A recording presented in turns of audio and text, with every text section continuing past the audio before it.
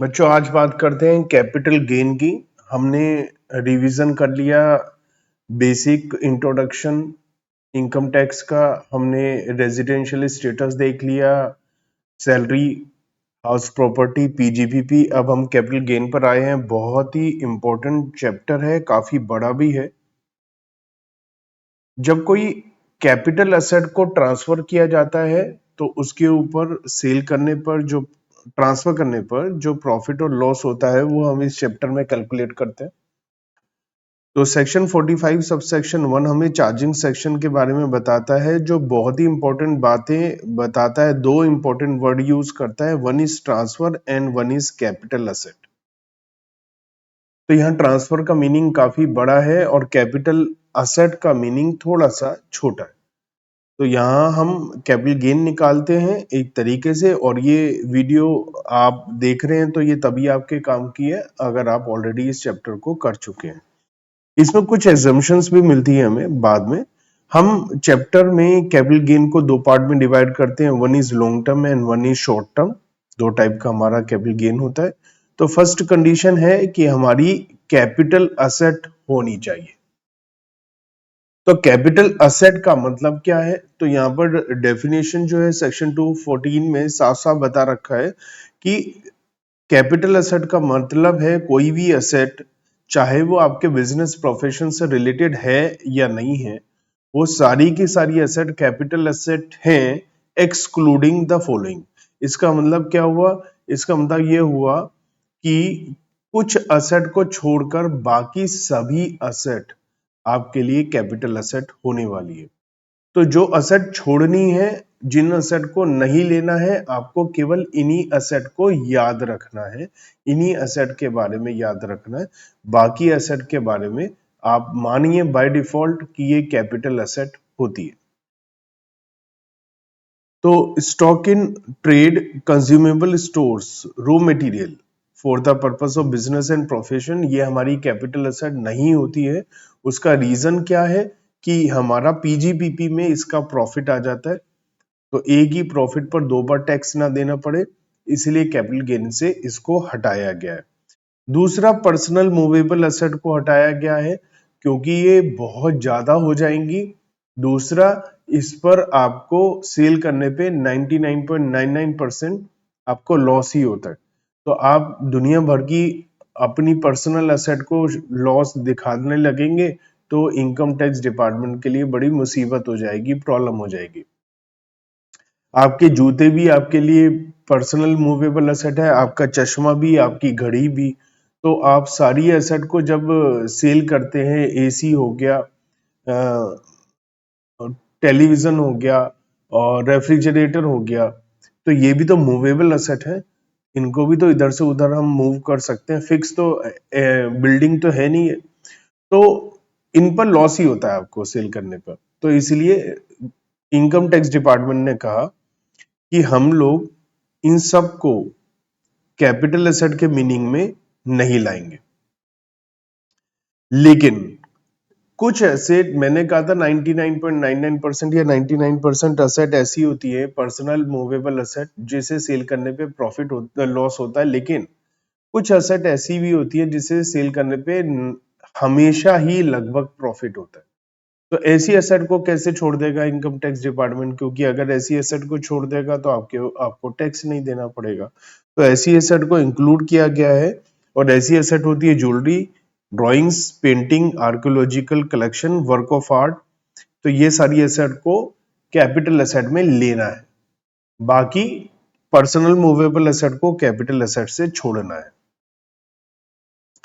Next one is agriculture land in rural area.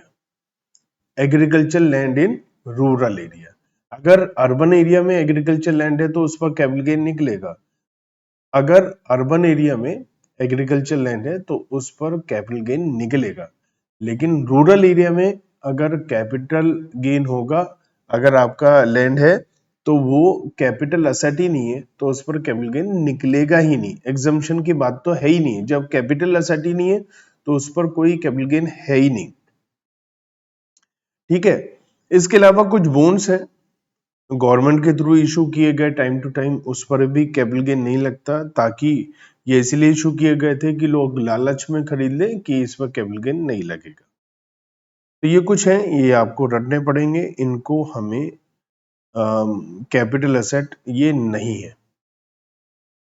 तो लगभग ये मानिए सारी की सारी एसेट कैपिटल एसेट है। मेजर दो एसेट को एक्सक्लूड किया गया है, स्टॉक और पर्सनल मूवेबल एसेट्स। तो हमारी दो बातें थी कैपिटल गेन के लिए, एक कैपिटल एसेट होनी चाहिए, दूसरी ट्रांसफर होना चाहिए। अब ट्रांसफर में आप ये मानो आपकी एसेट किसी भी तरीके से आपके पास से जा रही है, चोरी हो रही है, आग लग रही है, खराब हो रही है, बेच रहे हैं, एक्सचेंज हो रहा है, बार्टर एग्रीमेंट में कुछ भी हो रहा है, कुछ भी होगा आपके पास से एसेट जाएगी, वो ट्रांसफर के मीनिंग में आ जाएगा, ऐसा मान के चलिए। क्योंकि सेल बहुत छोटा वर्ड है, यहाँ बहुत बड़ा है। तो आप मतलब कोई आपके पास बॉन्ड है, उसकी मैच्योरिटी पे उसका पैसा मिल रहा है, तो वो भी ट्रांसफर है। आपके पास से कोई भी एसेट जाएगी, कैश में कन्वर्ट हो या ना हो, उसे ट्रांसफर माना जाएगा। अब मेन बात है कि शॉर्ट टर्म लॉन्ग टर्म क्या होता है।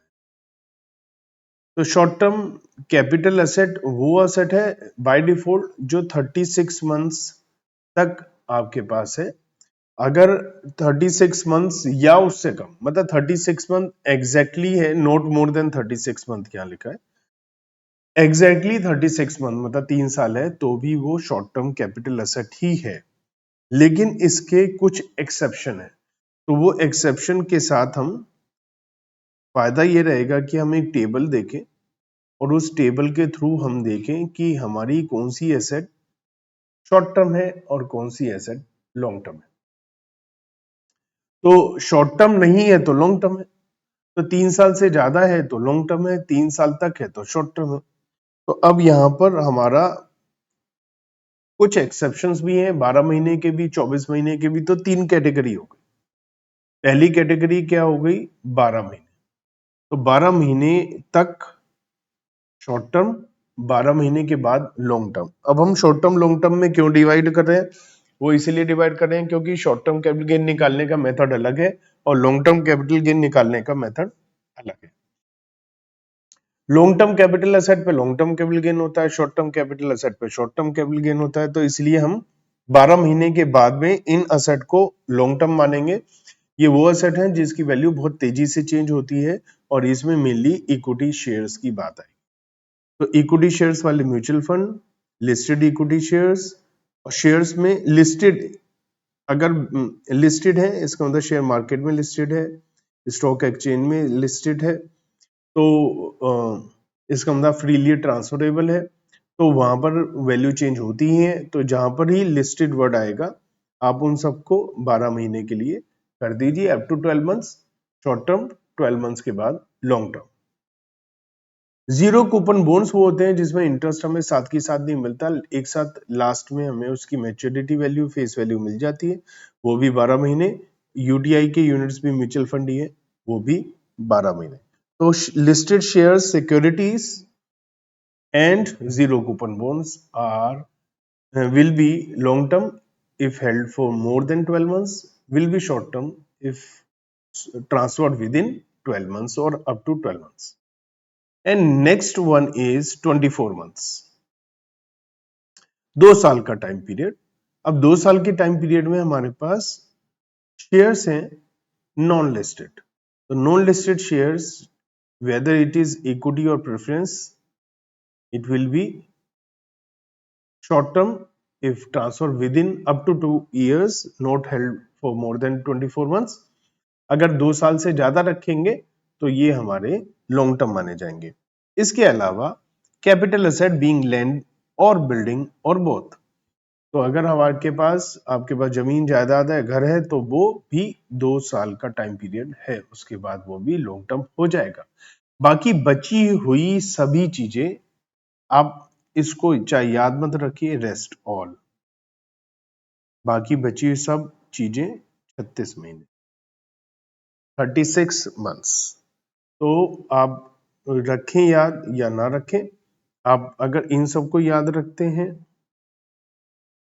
और इन सबको याद रखते हैं तो बाकी बचा हुआ यहां पर आ जाएगा। अब फिर भी अगर आपको मन में इच्छा है कि डिस्कस करें तो म्यूचुअल फंड यहाँ इक्विटी ओरिएंटेड म्यूचुअल फंड थे, बाकी म्यूचुअल फंड यहाँ आ जाएंगे, चाहे वो लिस्टेड हो या ना हो, क्योंकि लिस्टेड की बात म्यूचुअल फंड में नहीं है।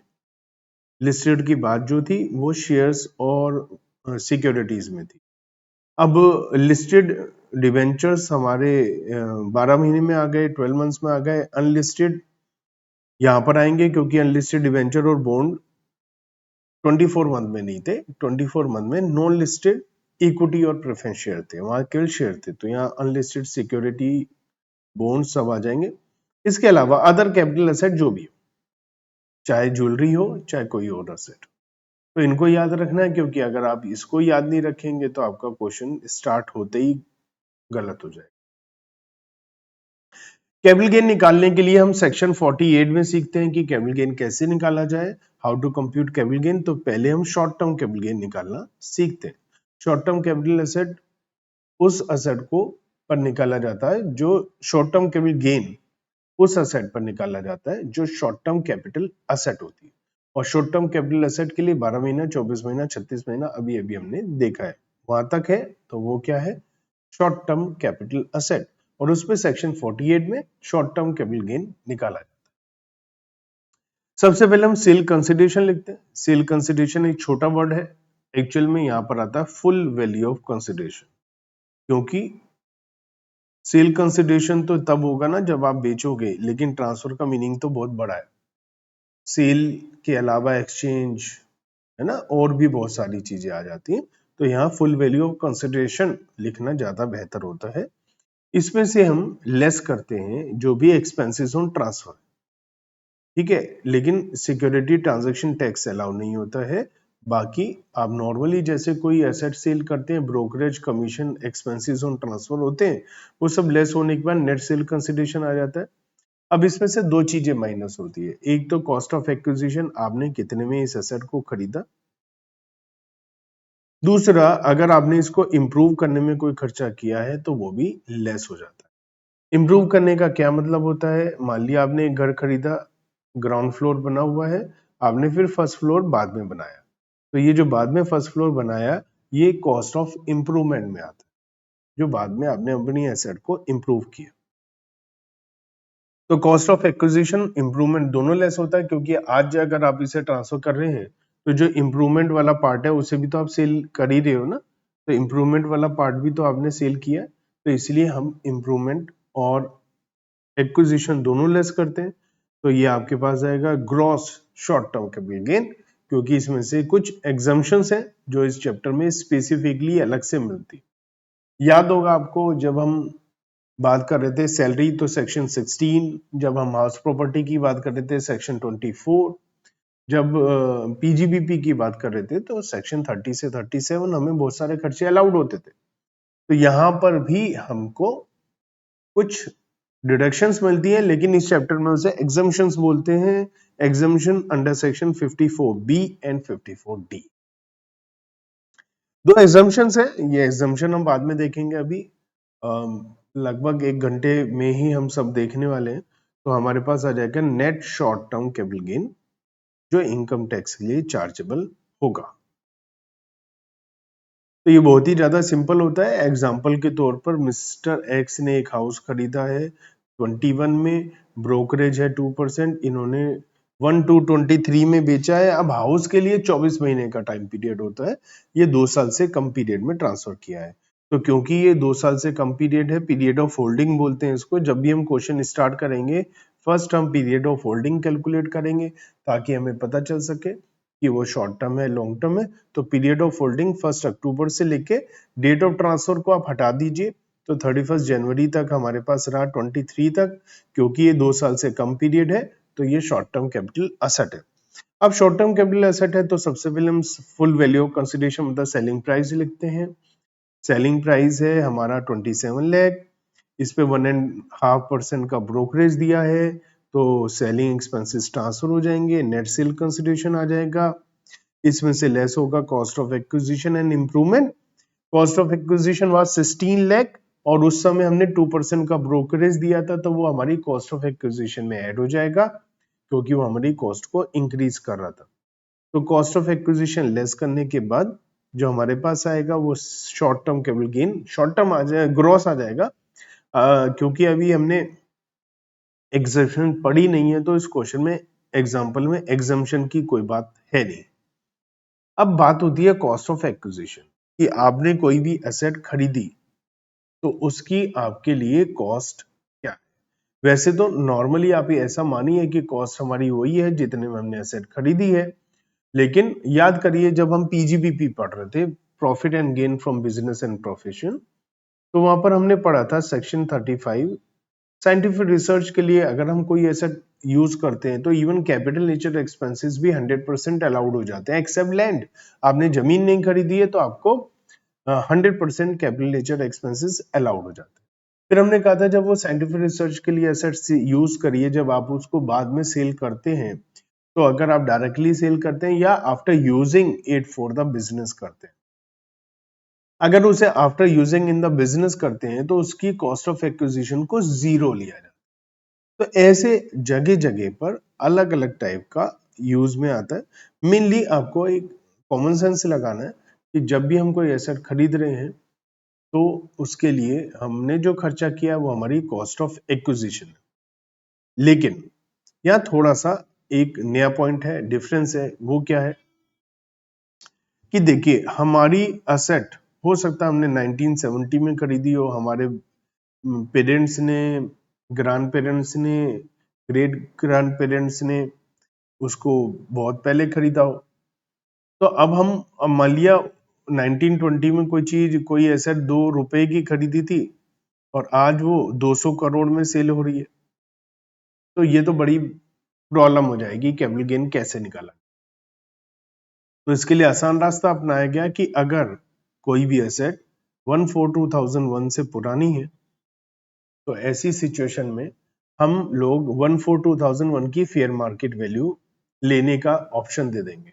ऑप्शन इसलिए क्योंकि आप लड़ सकते हैं कि नहीं हमारे, हम तो अपनी कॉस्ट ही लेंगे, तो आप अपनी कॉस्ट ले लीजिए, नहीं तो हम 1/4/2001 को फेयर मार्केट वैल्यू लेने का आपको ऑप्शन दे रहे हैं।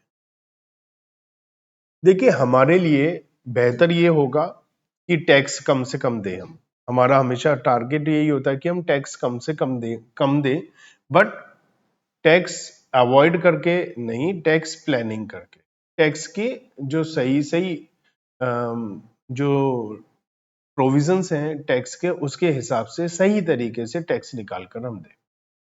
अब अगर हमसे कहा जा रहा है आपके पास ऑप्शन है, आप चाहे तो 1/4/2001 की फेयर मार्केट वैल्यू ले लीजिए, मान लिया वो 20 लाख है, और कोई घर हमने खरीदा था 1990 में और उस समय वो हमने 2 लाख में खरीदा था, और आज आज हमने 2023-22 प्रीवियस ईयर में हम लोगों ने इसको फुल वैल्यू कंसिडरेशन मतलब बेच दिया है 300 लाख में।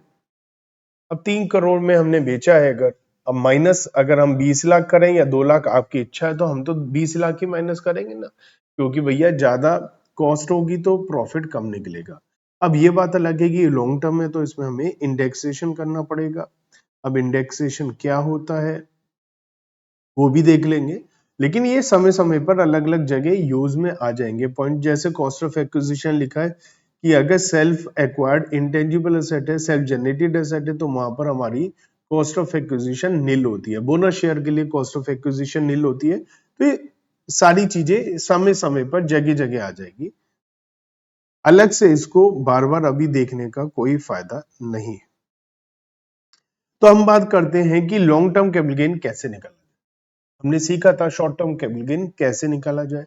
तो short term capital gain section 48 में था, लेकिन ये सेकंड प्रोविजो है 48 का। प्रोविजो मतलब एक्सेप्शन है, तो फर्स्ट प्रोविजो भी है, वो जब जरूरत पड़ेगी उसे देखेंगे। सेकंड प्रोविजो ज्यादा इंपॉर्टेंट है, वो हम पहले पढ़ रहे हैं। यहाँ पर हमें बताया गया है कि हम लॉन्ग टर्म कैपिटल गेन कैसे निकालें, लॉन्ग टर्म कैपिटल एसेट को ट्रांसफर करने पर जो होता है। तो सेक्शन 48 में अभी अभी हमने देखा था शॉर्ट टर्म कैपिटल गेन कैसे निकाला। फुल वैल्यू ऑफ कंसिडरेशन मतलब सेलिंग प्राइस, यहाँ पर भी वही है। लेस एक्सपेंसेस ऑन ट्रांसफर, यहाँ पर भी वही है। नेट सेल कंसिडरेशन आता है, यहाँ पर भी वही है।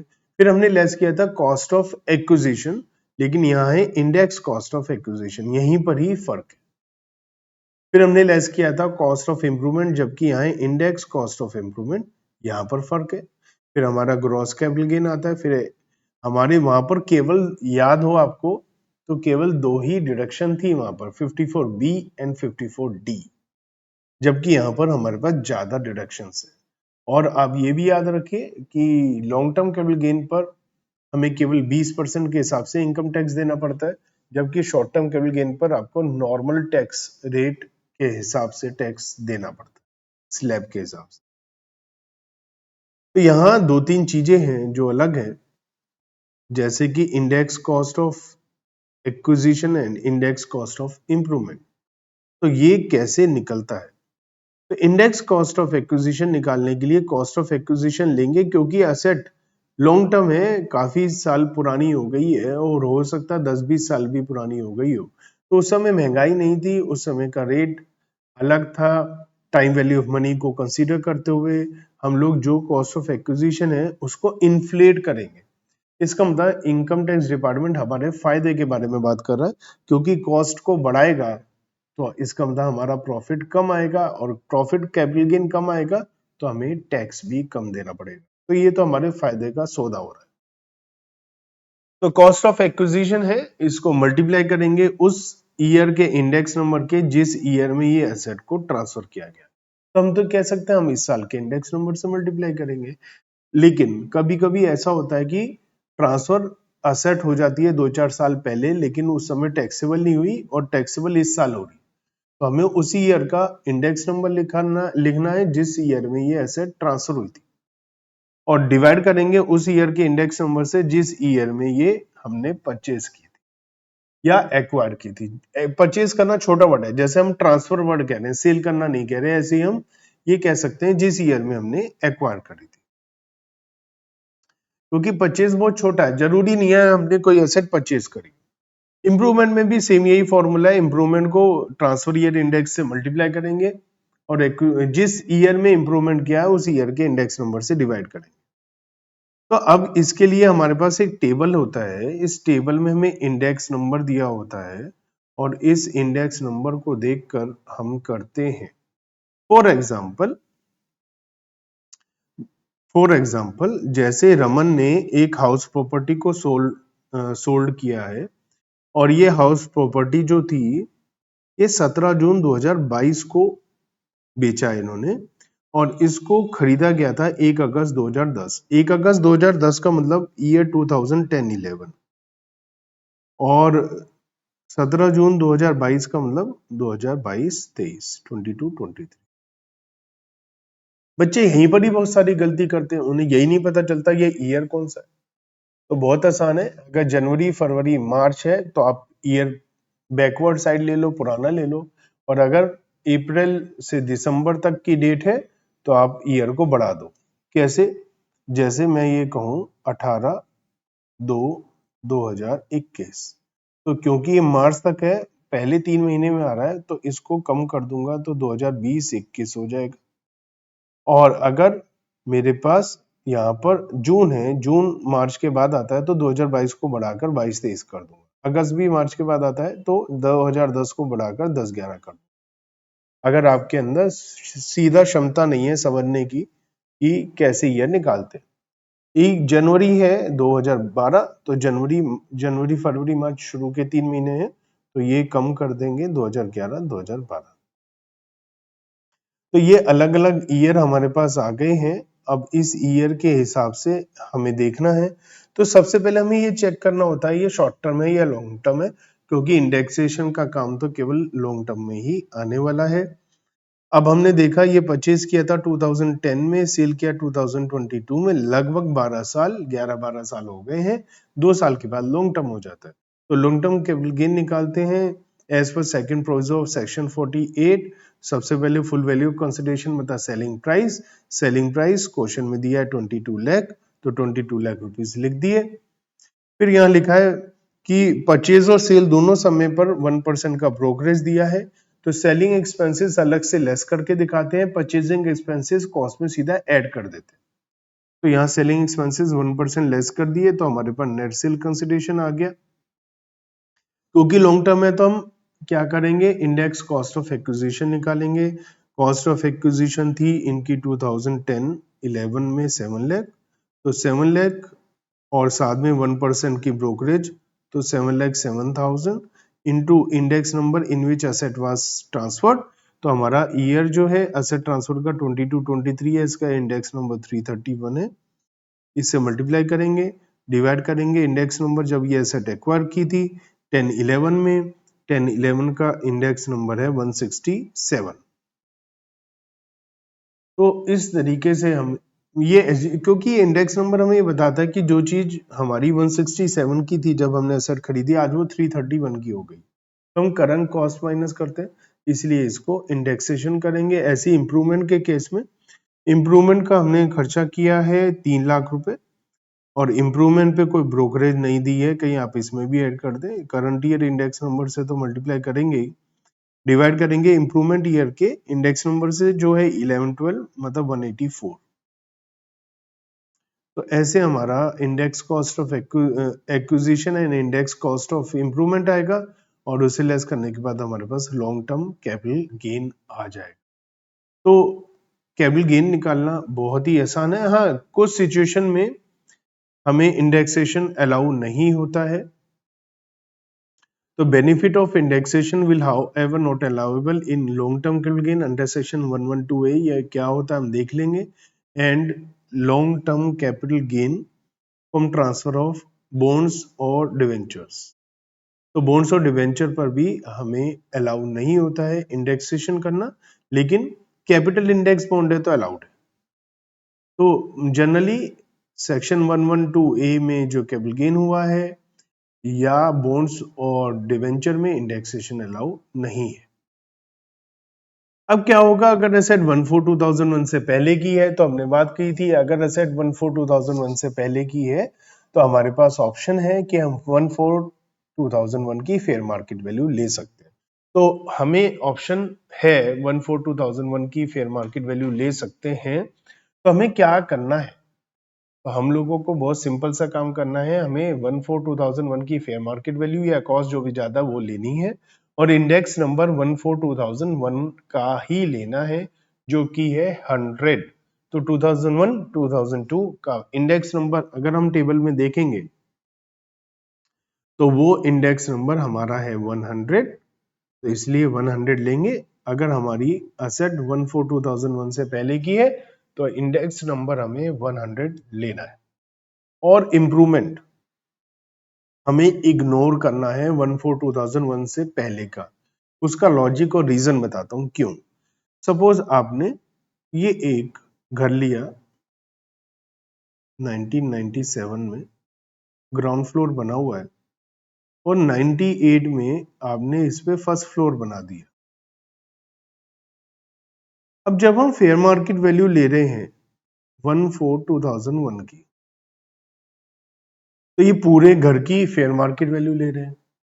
अब पूरे घर में तो इम्प्रूवमेंट वाला भी आ गया, तो जब हम लेस करेंगे फुल वैल्यू ऑफ कंसिडरेशन मतलब selling price minus selling expenses minus index cost of acquisition, तो इसमें हमने फेयर मार्केट वैल्यू लिया होगा 99%, तो हमारे फेयर मार्केट वैल्यू में फर्स्ट फ्लोर भी ऑलरेडी आ गया जो हमने 2001 से पहले बनाया था।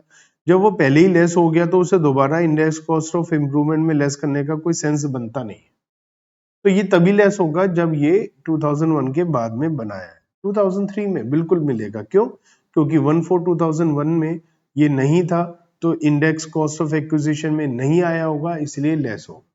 तो इन शॉर्ट 1/4/2001 से पहले की कॉस्ट ऑफ इंप्रूवमेंट को आपने इग्नोर करना है, उसको कंसीडर नहीं करना है। यही बात यहाँ पर बार बार लिखी है ताकि आपको याद रहे। सेक्शन 47 हमें कहता है कि कुछ सिचुएशन में कैपिटल गेन है, ट्रांसफर है, लेकिन हम उस ट्रांसफर को ट्रांसफर नहीं मानेंगे और कैपिटल गेन नहीं लगाएंगे। इसका क्या मतलब है कि जब ट्रांसफर है तो कैपिटल गेन लगना चाहिए, लेकिन कुछ ऐसी सिचुएशन है कि अगर वहां कैपिटल गेन लगेंगे तो अनड्यू हार्डशिप आ जाएगी एसएससी के ऊपर, इसलिए उसके पास कोई पैसा भी नहीं आया है, इसलिए उसे छोड़ दिया गया है। आप अभी एक आध पॉइंट देखेंगे तो ये आपको बात समझ में आ जाएगी। For example HUF Hindu undivided family है, उसका पार्टीशन हुआ है, बंटवारा हुआ है, और उसके दो A और B दो फैमिली हैं, इसमें कंबाइंड फैमिली, उनको प्रॉपर्टी का हिस्सा मिला है। अब HUF भी इन्हीं से मिलकर बनी थी, इन्हीं का हिस्सा इन्हें मिला है। अगर अब इन्हें हिस्सा मिला है तो अब इस पे अगर गवर्नमेंट कहने लगे कि आपको टैक्स देना पड़ेगा, इसे ट्रांसफर माना जाएगा, और HUF को टैक्स देना पड़ेगा क्योंकि HUF ने ट्रांसफर किया है, तो ये बहुत ज्यादा प्रॉब्लम हो जाएगी क्योंकि HUF को कोई पैसा नहीं मिला है, AB ने पैसा नहीं दिया, और कायदे से ये कैपिटल गेन है भी नहीं, तो इसलिए ये बोला गया इसे नहीं लेंगे। सपोज आपने किसी को गिफ्ट दिया, ज्वेलरी दे दी, अब आपके पास से तो वो एसेट ट्रांसफर हो ही रही है, तो आपके ऊपर कैपिटल गेन लगाने लग जाए तो प्रॉब्लम हो जाएगी, क्योंकि आपने गिफ्ट दिया है, सेल तो किया नहीं। तो अगर आपने गिफ्ट दिया है, एज पर विल दिया है, इररिवोकेबल ट्रस्ट है, तो उस सिचुएशन में भी आपके ऊपर कोई कैपिटल गेन नहीं लगने वाला है। इसके अलावा कुछ ऐसी सिचुएशंस हैं जो आपको देखने को थोड़ी कम मिलेंगी, जैसे एक होल्डिंग कंपनी अपनी 100% सब्सिडरी कंपनी को, मतलब आपके पास दूसरी कंपनी के 100% शेयर है, आप उसको कोई एसेट दे रहे हैं या वो आपको कोई एसेट ट्रांसफर कर रहे हैं, तो उस पर कैपिटल गेन नहीं लगेगा, provided transfer A company is Indian company. ये इसलिए था कि इंडिया के बाहर हमारी कोई एसेट चली ना जाए। ये फाइनल लेवल पर बहुत ज्यादा डिस्कस होता है, अभी इस पे ज्यादा जाने का मेरा मूड नहीं है, क्योंकि ये बहुत ज्यादा आपके मतलब का नहीं है। बस आपको ये पता होना चाहिए, in case of 100% subsidiary, in case of amalgamation, in case of demerger, कोई भी कैपिटल गेन नहीं होगा, प्रोवाइडेड जिसको एसेट मिल रही है वो इंडियन है। कहीं ऐसा ना हो कि आप इस सब का फायदा उठाकर यहां से इंडिया से बाहर एसेट को ट्रांसफर कर दें। इसके अलावा हमने बात करी थी कि drawings, painting, archaeological collection, work of art, ये सब आपके लिए कैपिटल एसेट है और इसे ट्रांसफर करने पे कैपिटल गेन लगता है। लेकिन अगर आप गवर्नमेंट को दे रहे हैं, नेशनल म्यूजियम को दे रहे हैं, तो उन सब सिचुएशन में इस टाइप की जगह आप अगर अपनी उस कलेक्शन को दे रहे हैं तो उस पर कोई कैपिटल गेन नहीं लगेगा, ऐसा 9 पॉइंट में बताया। Transfer of conversion of bonds, debentures into shares, ये कैपिटल गेन नहीं माना जाएगा, ट्रांसफर नहीं माना जाएगा। एक इंडिविजुअल है, वो मर गया, उसका बिजनेस उसके बेटे के पास गया, तो भी उस पर कैपिटल गेन नहीं लगेगा, तो भी ट्रांसफर नहीं माना जाएगा। रिवर्स मॉर्गेज का केस है, मैंने आपको जब पढ़ाया था डिटेल में समझाया था, आप चाहे तो उस वीडियो को देख लीजिएगा। यहाँ पर क्या होता है कि आपने एसेट ट्रांसफर कर दी, बुजुर्ग हैं आप, आपके पास वही एसेट रहने के लिए है, एक तरीके से लीज बैक हो गई, रिवर्स मॉर्गेज हो गया, और उस सिचुएशन में भी आपको कोई कैपिटल गेन नहीं देना है। अब बात समझ में आ तो गई कि हमें गिफ्ट पर कोई टैक्स नहीं देना, लेकिन वहां प्रॉब्लम क्या है, ए ने बी को गिफ्ट दिया, ए ने कोई एसेट 5 लाख की खरीदी थी और इसने ए ने बी को गिफ्ट दे दिया। अब बी ने ये एसेट सी को सेल कर दी 7 लाख,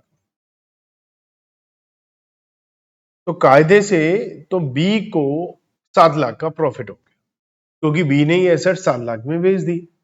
अब 7 लाख पूरा का पूरा प्रॉफिट हो गया, पूरे के पूरे प्रॉफिट पर बी पर टैक्स लगाया जाए तो ये थोड़ी सी नाइंसाफी हो जाएगी। रीजन बीइंग कि अगर मान लिया ए ने बी को ये एसेट 5.5 लाख में बेची होती तो 50,000 पे टैक्स देना पड़ता ए को, और बी ने सी को बेची होती 7 लाख में तो 1,50,000 पे टैक्स देना पड़ता बी को।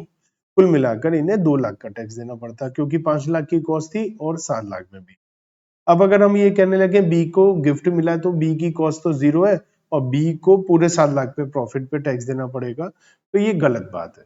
तो इस गलत बात को ठीक करने के लिए सेक्शन 49 सबसेक्शन 1 आया और इसने कहा कि जो सी है, जब सी को एसेट बेची जाएगी तो बी असेसी होगा, क्योंकि इसी ने बेची है, इसको कैपिटल गेन देना पड़ेगा। तो क्योंकि इसे गिफ्ट में ये एसेट मिली है, वो वाली सिचुएशंस में मिली है, वो हर एक पॉइंट जहां पर हमने पढ़ा था transfers not regarded as transfer, section 47 में पढ़ा, तो transfer not regarded as transfer वाले केस में एसएससी को एसेट मिली, एसएससी ने आगे ट्रांसफर करी, तो ऐसी सिचुएशन में हम cost of acquisition previous owner की मानेंगे। तो बी की कॉस्ट तो 0 है, लेकिन हम ए की कॉस्ट मानेंगे। और अगर मान लिया ए को भी गिफ्ट मिला होता तो ए को जिससे मिला था वो, मतलब लास्ट टाइम जिस प्रीवियस ओनर ने इस एसेट को खरीदा था उस प्रीवियस ओनर की कॉस्ट ली जाएगी। अब यहाँ एक और प्रॉब्लम आ गई, क्या? मान लिया ये 2023 में इन्होंने खरीदा और इन्हें 2021-22 में मिला और इन्होंने 22-23 में आगे सेल कर दिया। अब हम इसे शॉर्ट टर्म माने या लॉन्ग टर्म माने? अब अगर ए, बी और सी का टाइम पीरियड अगर हम आपस में कंपेयर करेंगे, बी और सी का जो टाइम पीरियड है वो आपस में कंपेयर करेंगे तो अभी इन्हें 1 साल ही हुआ है, लगभग सेल कर दिया, 3 साल तक हमारा शॉर्ट टर्म ही चलता है, तो शॉर्ट टर्म कैपिटल गेन होगा। लेकिन अगर हम ए का कॉस्ट ले रहे हैं और ए का टाइम पीरियड ले, तो ए के पास तो ये एसेट 10 साल पहले थी, तो लॉन्ग टर्म हो जाएगा। तो ये भी प्रॉब्लम आई। तो दो बातें बोली गई, पहली बात कॉस्ट ऑफ एक्विजिशन वही होगी जो प्रीवियस ओनर की है, दूसरी बात to find out type of capital gain, type of capital asset and to make indexation possible, आपको प्रीवियस ओनर का टाइम पीरियड भी एसएससी के टाइम पीरियड में, होल्डिंग पीरियड में ऐड करना पड़ेगा। इट मींस आप ये मानो कि ये एसेट बी ने नहीं ए ने बेची। इन शॉर्ट आप क्या मानो, बी के लिए कैपिटल गेन निकालो, लेकिन ये मानो कि ये एसेट ए ने बेची है, ए का टाइम पीरियड, ए की कॉस्ट, सब कुछ आ जाएगा। लेकिन याद रखिएगा कॉस्ट ऑफ इंप्रूवमेंट दोनों की आएगी, ए की भी आएगी, बी की भी आएगी, कॉस्ट ऑफ इंप्रूवमेंट दोनों की आएगी। हाँ, 1/4/2001 से पुरानी एसेट है तो कॉस्ट ऑफ इंप्रूवमेंट नहीं आएगी, 1/4/2001 से पुरानी एसेट है तो 1/4/2001 का फेयर मार्केट वैल्यू लेने का ऑप्शन अवेलेबल हो। तो cost of acquisition, cost of improvement, indexation कैसे करना है, ये सारी बातें आपको सीखनी जरूरी है। जैसे एग्जांपल नंबर 6 है, यहाँ पर एचयूएफ ने 2001-2 में एक एसेट खरीदी और इनका पार्टीशन हो गया 5-6 में, और ए को मिल गया 2 लाख रुपए का एक एसेट। अब ये 2 लाख रुपए की उस समय की वैल्यूएशन थी, अब इन्होंने सेल आउट करा है 15 लाख रुपए में। तो जब हम टाइम पीरियड देखेंगे तो पीरियड ऑफ होल्डिंग में पुराना भी लिया जाएगा और cost of acquisition previous owner की ली जाएगी, मतलब एचयूएफ की ली जाएगी, और एचयूएफ की कॉस्ट ऑफ एक्विजिशन 40,000 थी और इंडेक्सेशन भी उनकी टाइम पीरियड को इंक्लूड करके लिया जाएगा। इंडेक्सेशन भी 2001-2 के हिसाब से होगा, ना कि 5-6 के हिसाब से, क्योंकि तो ये तो गलत हो जाएगा ना, हम तो कॉस्ट ले रहे हैं 2001-2 की, इंडेक्सेशन कर रहे हैं 5-6 के हिसाब से, तो मैच नहीं होगा। तो इसलिए ये बातें आपको प्रीवियस ओनर की बहुत ही इंपॉर्टेंट होती है, ये बातें आपको ध्यान में रखनी चाहिए। अब हम पढ़ते हैं section 45 and other sub section, जो बताता है कि कैपिटल गेन स्पेशल सिचुएशंस में कैसे निकालें। इसमें सबसे पहले आता है सेक्शन 45(1)(a), जो कहता है कि अगर आपकी एसेट डिस्ट्रॉय हो गई है, लॉस्ट हो गई है, तो इंश्योरेंस क्लेम जो मिलता है वो आप फुल वैल्यू कंसिडरेशन मान लीजिए और कैपिटल गेन टैक्सेबल हो जाएगा। आप ये नहीं कह सकते मेरी एसेट तो खराब हो गई, हमको थोड़े ना कैपिटल गेन देंगे, आपको कैपिटल गेन देना है। लेकिन याद क्या रखना है, आपको इंपॉर्टेंट बात क्या याद रखनी है कि सेलिंग प्राइस मतलब फुल वैल्यू कंसिडरेशन क्या लेंगे, जो इंश्योरेंस क्लेम है। इसीलिए मैं कहता हूँ वो सेलिंग प्राइस नहीं है, वो फुल वैल्यू ऑफ कंसिडरेशन है कि एसेट के बदले में आपको क्या मिल रहा है, क्योंकि आपने इंश्योरेंस कंपनी को बेचा थोड़ी ना। तो फुल वैल्यू ऑफ कंसिडरेशन क्या होगा, जो इंश्योरेंस क्लेम आपको मिलेगा। डेट ऑफ ट्रांसफर कब का माना जाएगा, क्योंकि इंडेक्सेशन करना है और टाइप ऑफ कैपिटल गेन पता लगाने के लिए आपको ये देखना पड़ेगा कि वो शॉर्ट टर्म है, लॉन्ग टर्म है। तो डेट ऑफ ट्रांसफर क्या माना जाए, तो डेट ऑफ ट्रांसफर होगा डेट ऑफ डैमेज, जिस दिन आग लगी, चोरी हुआ, खराब हुई, वो हमारी डेट ऑफ ट्रांसफर मानी जाएगी। One important, very important thing, कि अगर मान लिया 2 साल हो गए एसेट खराब हुए, इंश्योरेंस क्लेम करे हुए, लेकिन अभी तक 2 साल बाद आपको इंश्योरेंस क्लेम मिला, तो जिस साल 2 साल पहले जब एसेट खराब हुई थी उस साल इंडेक्स, उस साल अगर हम ट्रांसफर मानते हैं, ट्रांसफर तो वही है लिखा है, तो लेकिन टैक्स देने के लिए पैसा कहां से आएगा आपके पास? एक तो चीज आपकी खराब हो गई, आग लग गई, चोरी हो गई, ऊपर से इनकम टैक्स डिपार्टमेंट कहे आपसे कि हमें टैक्स दो, ये तो गलत बात। तो टैक्स हम तभी देंगे जब वो क्लेम हमें मिल जाएगा, और ऑब्वियसली क्लेम अगर ज्यादा होगा तभी कैपिटल गेन आएगा, अगर क्लेम कम मिलेगा तो कैपिटल लॉस आएगा, है ना। तो कैपिटल गेन आपको तभी होगा, टैक्सेबल तभी होगा जब आपको वो इंश्योरेंस क्लेम का पैसा मिलेगा। तो इस बात का ध्यान आपको रखना है कि इंश्योरेंस क्लेम का पैसा 2-3 साल बाद मिल रहा है, तो आप लोगों को 2-3 साल बाद ही उस पर टैक्स लगाना है, ये नहीं कि उसी दिन आप टैक्स लगा दें। दूसरा सेक्शन 45 सबसेक्शन 2 कहता है 45(2) क्या कहता है हमको? 45 सबसेक्शन 2 कहता है conversion of asset into stock in trade. मतलब आप अपनी कैपिटल असेट को स्टॉक इन ट्रेड में कन्वर्ट करेंगे तो क्या होगा? देखिए, हमें पता है कि स्टॉक इन ट्रेड जो होता है वो कैपिटल असेट नहीं होती, क्योंकि वो असेट बिजनेस के लिए यूज होगी और बिजनेस में P&L में आ जाएगा। लेकिन लोगों ने इसे टैक्स बचाने के तौर पे शुरू करा। कैसे? हमारी कॉस्ट ऑफ एक्विजिशन है किसी एसेट की 20 लाख, आज हम इसे बेच सकते हैं 80 लाख में। तो इसका टैक्स बचाने के लिए हमने क्या करा, इसको हमने दिखाया कि हमने इसी चीज का बिजनेस शुरू कर दिया है और हमने ये एसेट बिजनेस में 80 लाख रुपए की दिखाई, एंट्री बनाई। एंट्री होती है ना business cash debit to capital, हमने माल लगाया तो स्टॉक डेबिट टू कैपिटल लगा दी, बना दी एंट्री 80 लाख। तो बिजनेस में कैपिटल लगाना तो कोई इनकम होता नहीं है, तो उसमें तो कोई टैक्स ट्रीटमेंट है नहीं। और जब इसे 80 लाख में बेचा, 80 लाख की चीज को 80 लाख में, क्योंकि बुक वैल्यू 80 लाख बना दी थी हमने, fair market value at the date of transfer conversion, तो कोई कैपिटल गेन नहीं लगा। तो जब इनकम टैक्स डिपार्टमेंट को पता चला कि ऐसा हो रहा है, लोग टैक्स बचा रहे हैं, तो इन्होंने कहा नहीं, हम लोग क्या करेंगे, जिस दिन आप इसे असेट को कन्वर्ट करेंगे स्टॉक इन ट्रेड में, इसे हम ट्रांसफर मानेंगे। मैंने कहा था ना ट्रांसफर हर तरीके का होगा, और ट्रांसफर उस दिन का माना जाएगा और उस दिन इस वैल्यू तक का आपको कैपिटल गेन 60 लाख पर कैपिटल गेन देना पड़ेगा। और हो सकता है ये 90 लाख में बेची आगे, तो 10 लाख का PGPP बिजनेस इनकम हो जाएगा। मतलब आप अब टैक्स से बच नहीं पाएंगे। तो इसमें क्या ध्यान रखना, फुल वैल्यू कंसिडरेशन क्या होगा, fair market value on the date of conversion 80 lakh मेरे एग्जांपल। दूसरा date of transfer, date of conversion ही है, ठीक है।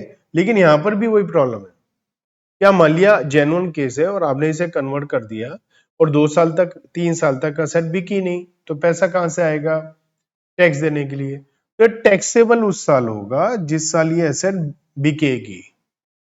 जैसे इंश्योरेंस क्लेम में था, और मैंने कहा 80 लाख से ऊपर 90 लाख है तो 10 लाख का बिजनेस प्रॉफिट है, वो यहाँ लिखा है सेलिंग प्राइस में से fair market value on the date of transfer minus कर देंगे, तो वो क्या हो जाएगा बिजनेस प्रॉफिट। और कम में बिकेगा तो लॉस भी हो सकता है। इसके बाद आता है सेक्शन 45(3). अगर कोई टैक्स बचाने के लिए क्या करना शुरू करा, पार्टनर ने एक पार्टनरशिप फर्म करी, दूसरे पार्टनर से कैश मंगा लिया, खुद असेट दे दी और फिर डिसोल्यूशन दिखा दिया, असेट उसको दे दी, कैश खुद ले लिया। तो ये सब ना हो, इसके लिए ये भी सेक्शन इंपॉर्टेंट है कि फुल वैल्यू कंसिडरेशन क्या मानी जाएगी। जब आप बिजनेस शुरू करेंगे तो आप किसी एंट्री में जो एंट्री बनाएंगे इस असेट को बिजनेस में इंट्रोड्यूस करने की, उसमें कुछ अमाउंट डालेंगे बुक वैल्यू, तो उस बुक वैल्यू को फुल वैल्यू कंसिडरेशन माना जाएगा, सेलिंग प्राइस माना जाएगा। और ये टैक्सेबल कब होगा, on the date of transfer. मतलब ट्रांसफर हुआ, आपने अपने बिजनेस में इस कैपिटल एसेट को इंट्रोड्यूस किया, तो इसको बेचने की वेट ही नहीं होगी कुछ, क्योंकि बेचने के लिए तो आप डाल ही नहीं रहे हो बिजनेस में, तो काम करने के लिए डाल रहे हो। तो जैसे ही आप इसे बिजनेस में डालेंगे वैसे ही ये आपके लिए टैक्सेबल हो जाएगा, और उस दिन जो आपने बुक में वैल्यू लिखी है वही इसका फुल वैल्यू कंसिडरेशन माना जाएगा। और जब आप डिसोल्यूशन करेंगे पार्टनरशिप फर्म का, तब भी हम कैपिटल गेन दोबारा लगाएंगे। अब हम जो कैपिटल गेन लगाएंगे वो हम पार्टनरशिप फर्म के लिए लगाएंगे, और फुल वैल्यू कंसिडरेशन मतलब सेलिंग प्राइस उस दिन की फेयर मार्केट वैल्यू माना जाएगा। अब ये सवाल उठता है कि पहले वाले केस में आप ये पूछ सकते थे कि अगर बुक वैल्यू बोला जा रहा है तो बुक वैल्यू तो हम बहुत कम लिख देंगे। बुक वैल्यू कम लिखने के दो नुकसान है, पहला तो डेप्रिसिएशन कम मिलेगा, दूसरा जब आप यहाँ पर ट्रांसफर करेंगे तो आज की फेयर मार्केट वैल्यू को कम वाली कॉस्ट से कंपेयर करेंगे WDV से, तो आज ज्यादा हैवी टैक्सेबल होगा आपके लिए कैपिटल गेन, ठीक है।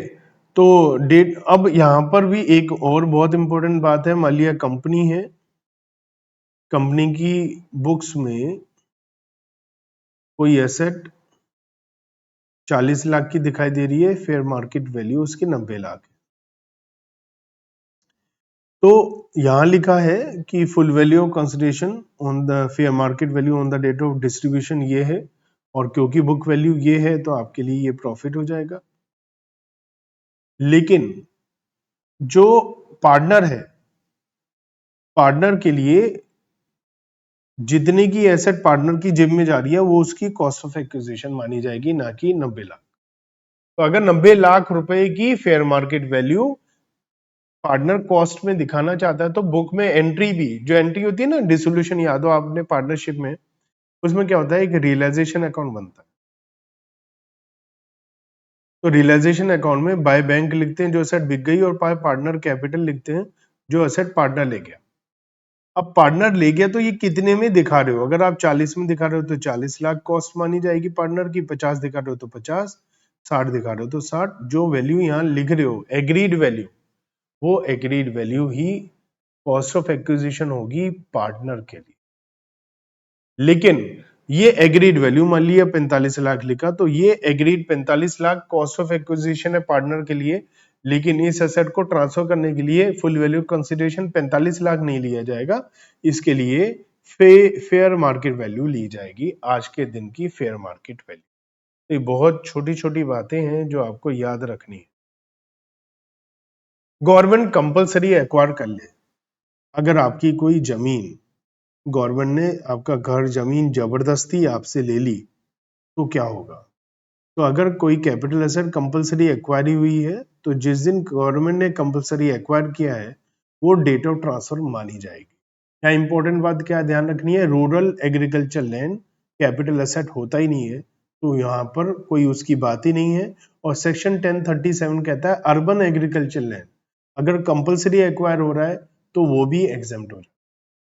तो इसका मतलब अगर एग्रीकल्चर लैंड है तो वो रूरल है तो कैपिटल एसेट ना होने की वजह से टैक्सेबल नहीं होता है, और अर्बन एग्रीकल्चर लैंड है तो सेक्शन 1037 में अलग से उसे एग्जेम्प्ट किया गया।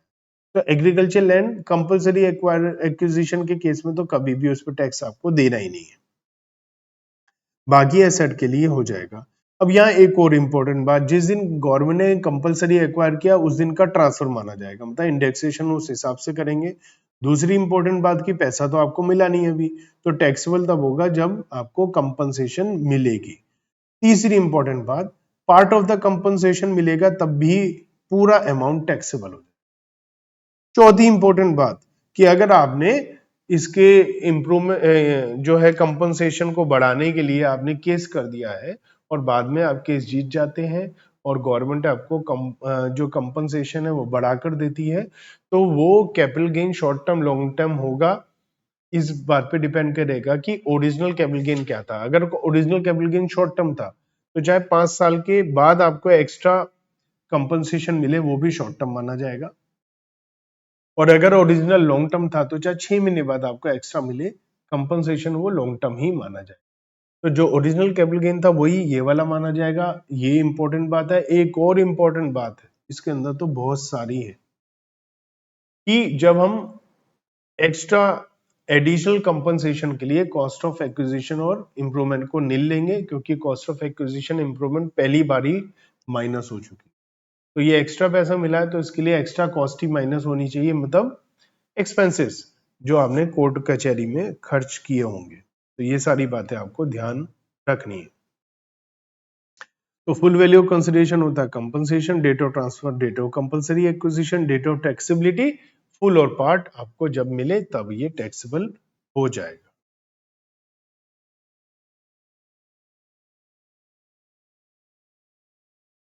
एक स्पेसिफाइड एग्रीमेंट होता है, आप जैसे वैसे अब मैंने देखा तो स्टडी मटेरियल में ये नहीं है तो आप इसे अवॉइड कर सकते हैं, वरना मैंने पहले पढ़ाया तो आप देख सकते हैं। तो ये सब हमने देख लिया। अब हम बात करते हैं capital gain on distribution of asset by companies in the liquidation. जब कंपनी का लिक्विडेशन होता है तो लिक्विडेशन होने पर कंपनी की जितनी भी एसेट है सब बिक जाती है और बहुत सारी एसेट शेयर होल्डर को भी दी जा सकती है। तो उस समय कैपिटल गेन नहीं लगेगा, क्योंकि कंपनी बंद हो रही है, कंपनी की सारी एसेट सेल आउट हो रही है, तो इन्होंने कहा कि हम उस पर कैपिटल गेन नहीं लगाएंगे। अगर वो कंपनी एक लिक्विडेट हो रही है और कंपनी अपनी एसेट अपने शेयर होल्डर को दे रही है, तो ये कह दिया हम इसे एग्जाम कर देंगे, टैक्सेबल नहीं करेंगे। लेकिन शेयर होल्डर के शेयर के बदले में उसको ये एसेट मिल रही है, तो उसके लिए टैक्सेबल हो। तो कहने का मतलब जो कंपनी ने एसेट को डिस्ट्रीब्यूट किया ये तो फ्री है, लेकिन जो शेयर होल्डर ने अपने शेयर को बेचा उसके बदले में उसे एसेट मिली वो टैक्सेबल है। अब एक और बात कि जब कंपनी बंद होती है और कंपनी एसेट डिस्ट्रीब्यूट करती है, तो याद करिए अदर सोर्सेज में section 222 A B C D E थे डीम डिविडेंड वाले, तो सेक्शन 222 सी ये कहता है कि जब कंपनी, और एग्जाम क्यों है ये सारी की सारी एसेट, ये एसेट एग्जाम क्यों है, क्योंकि इन्हें डीम डिविडेंड मान लिया जाता है अप टू द प्रॉफिट, और कंपनी के लिए ये कैपिटल गेन ना होकर के शेयर होल्डर के लिए डीम डिविडेंड हो जाता है। तो यहाँ पर बोला गया, मान लिया ये एसेट है up to the accumulated profit, जितना भी कंपनी के पास प्रॉफिट है। मान लिया कंपनी ने 80 लाख की एसेट बांटी और कंपनी का जो प्रॉफिट है वो 20 लाख है, तो 20 लाख तो सेक्शन 222 सी में डीम डिविडेंड हो जाएगा, वो तो टैक्सेबल एज ए डिविडेंड हो जाएगा। अब ये जो शेयर होल्डर के लिए शेयर बिक रहा है और उसको असेट मिल रही है, तो असेट 80 लाख की मिल रही है, लेकिन इसे 60 लाख की असेट माना जाएगा, क्योंकि 20 लाख तो डिविडेंड है, डीम डिविडेंड। तो ये बात इंपॉर्टेंट है, ये बात यहाँ लिखी भी हुई है कि जब डीम डिविडेंड होता है वो अमाउंट में से माइनस हो जाता है। तो ये मैंने आपको समझाया कैसे होता है। Capital gain in case of buyback of shares, section 46A। Company अपनी ही शेयर मार्केट से खरीद सकती है, तो शेयर होल्डर के लिए तो नॉर्मल तरीके से कैपिटल गेन है। Section 115 QA if share are not listed, तो उसके लिए बताया रखा है कि अगर लिस्टेड नहीं है तो शेयर होल्डर के लिए टैक्सेबल नहीं होगा, बल्कि ये कंपनी के लिए टैक्सेबल हो जाएगा, और उन्हें 20% plus surcharge plus cess distributable income पर कैपिटल गेन देना पड़ेगा। तो अगेन आपके लिए थोड़ा सा ये मुश्किल है, इतनी छोटी बातें याद रखना, तो चांसेस थोड़े से कम हो जाते हैं। इसके अलावा गिफ्ट होता है, गिफ्ट अदर सोर्सेज में टैक्सेबल होता है, वो हम अदर सोर्सेज के चैप्टर में उसके लिए बात कर लें। हमने पढ़ा था कैपिटल असेट को स्टॉक इन ट्रेड में कन्वर्ट करते हैं तो ट्रांसफर माना जाता है। अब वाइसी वर्सा देखते हैं, अगर हमने इन्वेंट्री को कैपिटल असेट में कन्वर्ट किया तो क्या होगा। तो इन्वेंट्री को अगर हमने कन्वर्ट किया और बाद में कैपिटल असेट को बेचा, तो कॉस्ट ऑफ एक्विजिशन क्या होगी। तो बहुत सिंपल है, स्टॉक हमने कन्वर्ट किया और कन्वर्ट करने के बाद फिर इसको सेल किया, बाद 5 लाख का था, कन्वर्ट करते हुए वैल्यू 6 लाख थी, अब 8 लाख में बेचा, तो ये पीजीबीपी है। और इसके लिए कॉस्ट ऑफ एक्विजिशन कायदे से 6 लाख होनी चाहिए, वही लिखा है। जिस दिन हमने एसेट को कन्वर्ट किया था, स्टॉक को कन्वर्ट किया था कैपिटल एसेट में, उस दिन की फेयर मार्केट वैल्यू एसेट के लिए कॉस्ट ऑफ एक्विजिशन हो जाएगी। तो ये लॉजिकल है, बिल्कुल ठीक है। ईसॉप होता है एम्प्लॉय स्टॉक ऑप्शन प्लान होता है, या स्वेट इक्विटी शेयर जो सस्ते में या फ्री में दे दिए जाते हैं एम्प्लॉयज को। तो उस सिचुएशन में हमने पढ़ा था कि ये सैलरी के हेड में टैक्सेबल होता है, तो ये सैलरी की इनकम, ना कि कैपिटल गेन की।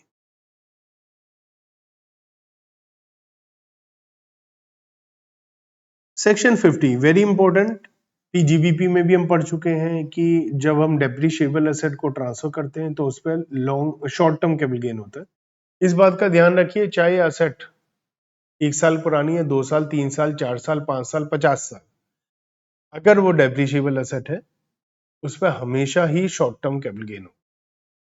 और हमने पढ़ा था पीजीबीपी के चैप्टर में सेक्शन 32 पढ़ रहे थे जब, कि दो ही सिचुएशन में यहाँ पर कैपिटल गेन निकलता है डेप्रिशिएबल एसेट पर। नंबर 1 क्लोजिंग डब्ल्यूडीवी नेगेटिव आ जाए, नंबर 2 सारी की सारी एसेट को हम ट्रांसफर कर दें, तो वही है। और हम जब कैपिटल गेन निकालेंगे तो full value consideration minus expenses on transfer minus opening WDV minus cost of acquisition acquired during the year, ये सब कुछ हम लेस करते हैं। तो ये हम ऑलरेडी पिछले चैप्टर में पढ़ चुके हैं। अगर आपको याद नहीं है तो आप पिछले चैप्टर की रिवीजन वीडियो देख लीजिएगा।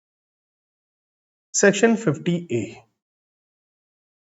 ये भी हमने पढ़ा था कि याद हो इलेक्ट्रिसिटी कंपनी के लिए स्ट्रेट लाइन मेथड लेने का ऑप्शन होता है डेप्रिसिएशन, और हमने वहां एक टर्मिनल डेप्रिसिएशन पढ़ा था। अगर सेलिंग प्राइस WDV से कम है, सेलिंग प्राइस WDV से ज्यादा है, कॉस्ट से कम है तो बैलेंसिंग चार्ज होता है, और कॉस्ट से ज्यादा है तो कैपिटल गेन होता है। वही बात यहाँ पर लिखी हुई है। स्लम सेल, अब ये स्लम सेल क्या होता है, ये थोड़ा सा इंपॉर्टेंट है, आप इसे ध्यान से समझिए। हम एक बिजनेस का हिस्सा बेच देते हैं, और जब हम बिजनेस का हिस्सा बेचते हैं तो लमसम में बेचते हैं, और इंडिविजुअल असेट की वैल्यू, सेलिंग प्राइस डिसाइडेड नहीं होती। जैसे हमारा बिजनेस है, उसकी नेटवर्थ मतलब असेट माइनस लायबिलिटी मान लिया 50 लाख है, लेकिन उसका एक हिस्सा हमने बेचा है जिसकी नेटवर्थ 8 लाख है, जिसकी नेटवर्थ 8 लाख है। तो अब हमने इसको बेचा है 10 लाख में, तो 2 लाख का कैपिटल गेन होगा। बहुत ही सिंपल है। तो 2 लाख रुपए का कैपिटल गेन निकलेगा, नेटवर्थ को माइनस करेंगे, और जो बची हुई असेट्स होंगी उसमें क्या करेंगे हम लोग, ये भी एक इंपॉर्टेंट बात है कि बची जो असेट है उसमें जो WDV आ रही होगी, जो असेट ट्रांसफर कर दी उनकी WDV हटा दी जाएगी। कैसे, मैं बताता हूं। मान लिया आपकी एक बिल्डिंग है और उसकी 3 लाख रुपए की ओपनिंग WDV थी। अब जो आपने बिजनेस का हिस्सा बेचा है, उस हिस्से में एक बिल्डिंग चली गई, और उस बिल्डिंग की ओपनिंग WDV हम कैलकुलेट करेंगे कि अगर हमारे पास वो बिल्डिंग अकेली बिल्डिंग होती और उस पर हम डेप्रिसिएशन अलग से लगा रहे होते, तो उसकी वैल्यू आज की डेट में कितनी होती। वो यहाँ मान लिया उसकी वैल्यू आई 1 लाख, तो वो यहाँ से हटा देंगे जो सेल करी है वो, क्योंकि हमने बिल्डिंग अलग से तो बेची नहीं। हम नॉर्मली क्या करते हैं, जो असेट का सेलिंग प्राइस है वो माइनस करते हैं, लेकिन हमने इंडिविजुअल असेट को बेचा नहीं है अलग अलग, तो हमें पता नहीं है उसका सेलिंग प्राइस क्या है, तो इसलिए हम 1 लाख रुपए उसकी WDV ही माइनस करेंगे, रेस्पेक्टिव असेट से उनकी WDV माइनस हो जाए।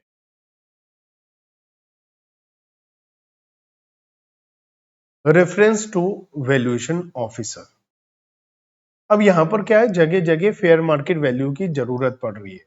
एक तो ये ओपनिंग जब 1/4/2001 से पहले की एसेट है, तो एक दिन वो हमारी 1/4/2001 की, तो होता क्या है, फेयर मार्केट वैल्यू कई बार यूज होती है। जैसे हम कन्वर्जन कर रहे हैं कोई asset business stock in trade में, या ये सब अलग अलग जगह 1/4/2001 से पुरानी एसेट है वहां पर, तो कई जगह एसएससी के लिए फायदा होता है जब वो फेयर मार्केट वैल्यू ज्यादा दिखाए, या कई जगह फायदा होता है कम दिखाए।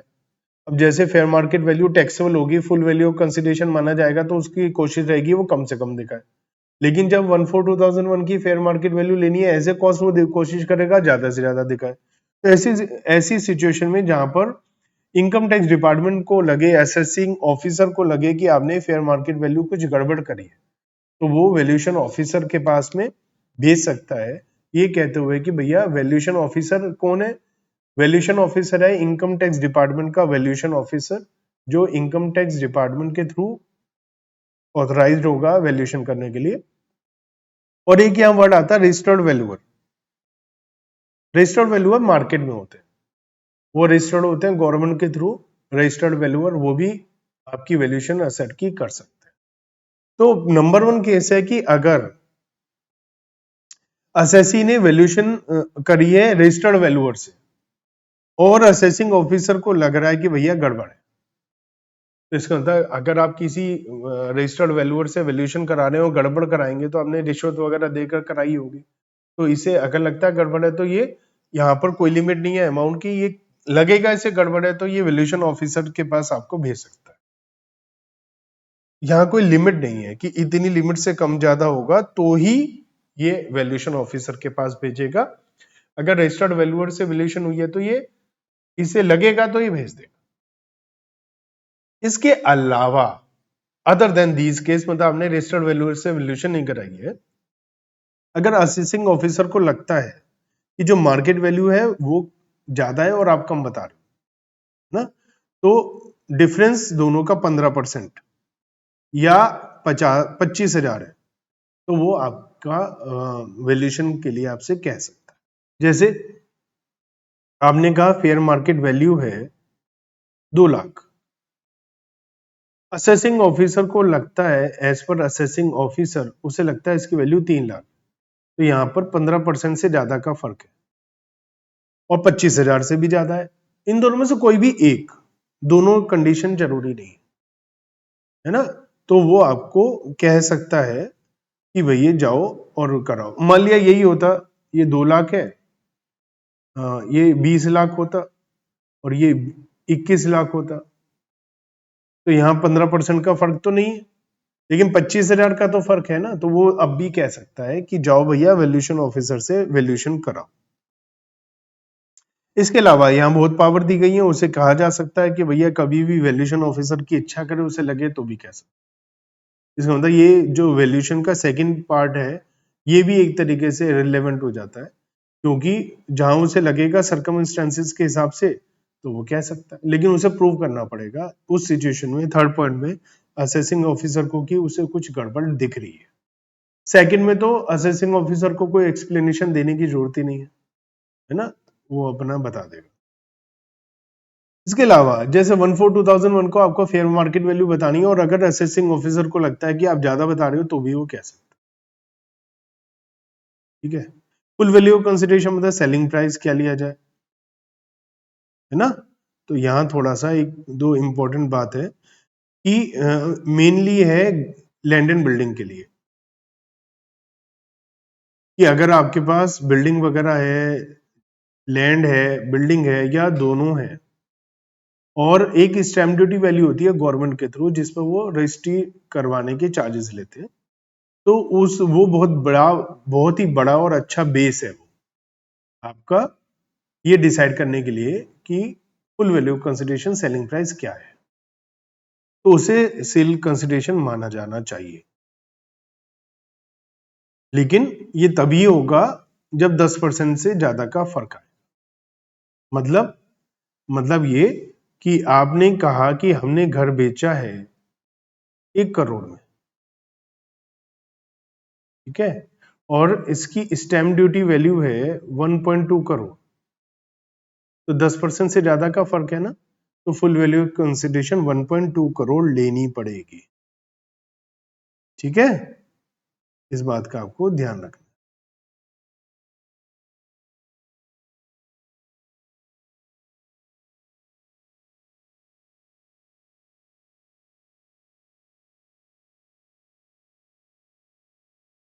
किसी वजह से फुल वैल्यू कंसिडरेशन निकाल नहीं पा रहे तो फेयर मार्केट वैल्यू ले लीजिए, वो फुल वैल्यू कंसिडरेशन माना जाए। Section 51 advance money forfeited. कई बार क्या होता है, आप नेगोशिएशन चल रहा है, आप कह रहे हो कि हाँ भाई हमें एसेट खरीदनी है, और ऐसी सिचुएशन में आप प्रैक्टिकली भी यही होता है जो यहाँ लिखा है। प्रैक्टिकली क्या होता है कि हम लोग, एक आदमी ने, असेसी ने, ए ने बी को मकान बेचने की बात करी, 20 लाख रुपए एडवांस ले लिया, 2 करोड़ में घर बेचने की बात हुई, लेकिन बी ने बाद में मना कर दिया कि मैं नहीं खरीद रहा, तो 20 लाख रुपए ये वापस नहीं करेगा,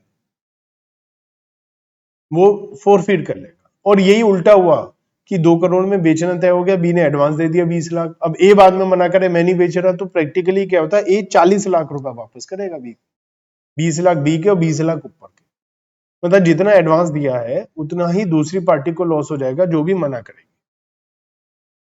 तो यहाँ ये बात हो रही है, बी ने मना कर दिया कि मैं नहीं खरीद रहा, तो ए के 20 लाख का फ्री फंड में फायदा हो गया। अब ये 20 लाख क्या है, अदर सोर्सेज की इनकम है और टैक्सेबल हो जाएगी, सिंपल। ठीक है, लेकिन ये 31 मार्च 2014 के बाद वाले केस के लिए, मतलब 1414 ऑनवर्ड्स, उससे पहले ऐसा नहीं होता था, उससे पहले ये अदर सोर्सेज की इनकम नहीं मानी जाती थी। तो क्या होता था, ये कॉस्ट ऑफ एक्विजिशन में से माइनस हो जाता था। तो अगर क्वेश्चन में लिखा हो कि 31 अप्रैल 2014 से पहले आपने एडवांस मनी फॉरफिट की है, तो इसे कॉस्ट ऑफ एक्विजिशन में से माइनस करना। और ये भी याद रखना, मैं क्या कह रहा हूं, कॉस्ट ऑफ एक्विजिशन में से माइनस करना, मैं ये नहीं कह रहा इंडेक्स कॉस्ट ऑफ एक्विजिशन में से माइनस करना, मतलब पहले ये माइनस होगा फिर इंडेक्सेशन होगा। ठीक है।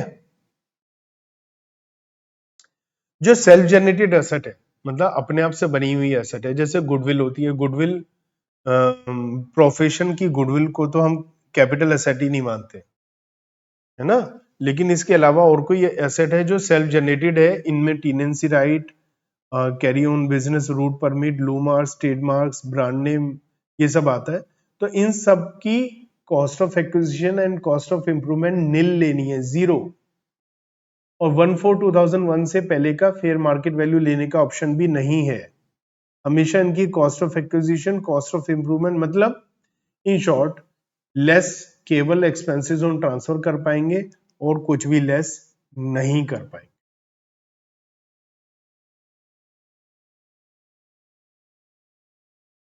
कुछ सिचुएशंस हैं जहां पर हमें अलाउ नहीं होता है इंडेक्सेशन। तो इंडेक्सेशन अलाउ नहीं होता, हमने पढ़ा भी था, बॉन्ड्स पर, डिवेंचर्स पर अलाउ नहीं होता है, ठीक है। और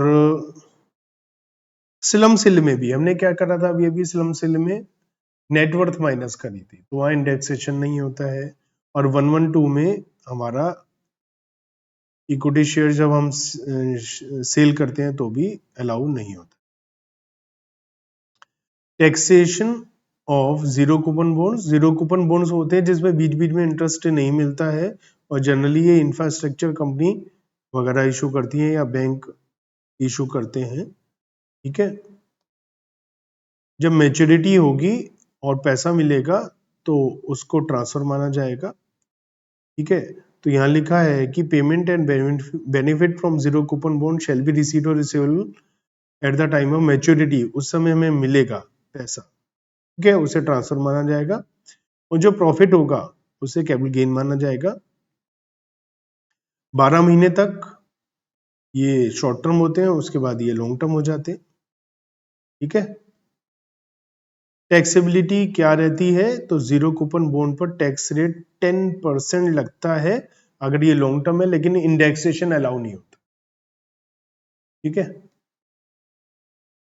अगर आपके पास अलग अलग टाइम पर लैंड एंड बिल्डिंग खरीदी है, अलग अलग प्राइस अवेलेबल है, तो दोनों पर अलग अलग कैपिटल गेन आप निकाल सकते हैं।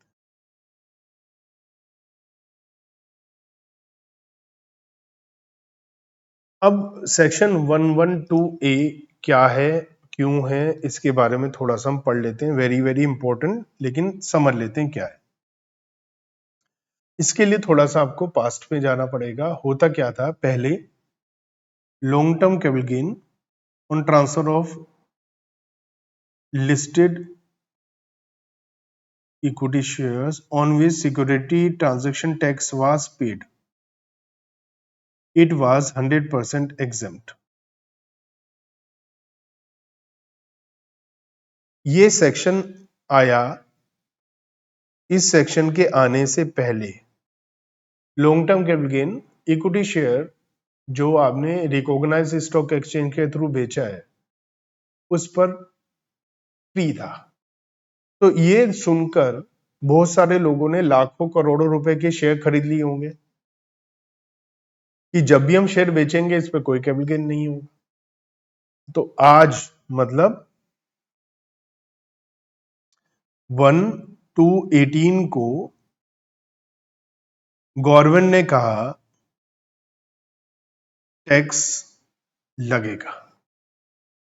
तो आप कहेंगे ये तो गलत बात है, हमारे पास करोड़ों रुपए लाखों रुपए के शेयर्स हैं और उस पर आपने कहा था टैक्स नहीं लगेगा, अब आप कह रहे हो टैक्स लगेगा।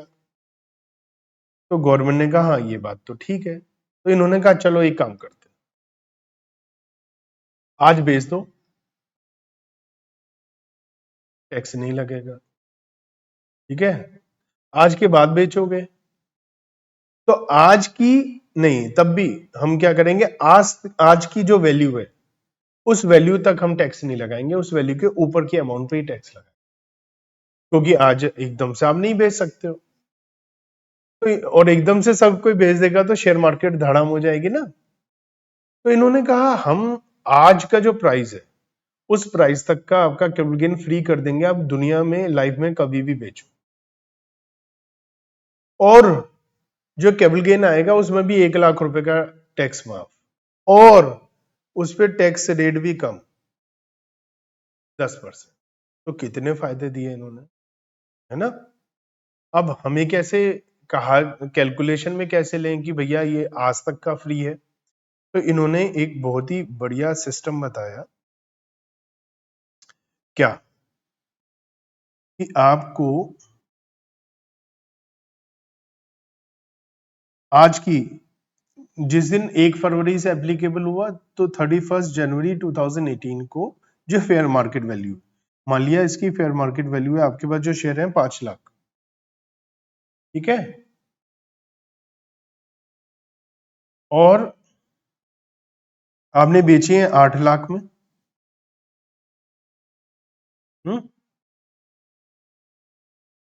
और आपकी जो कॉस्ट है वो 2 लाख है।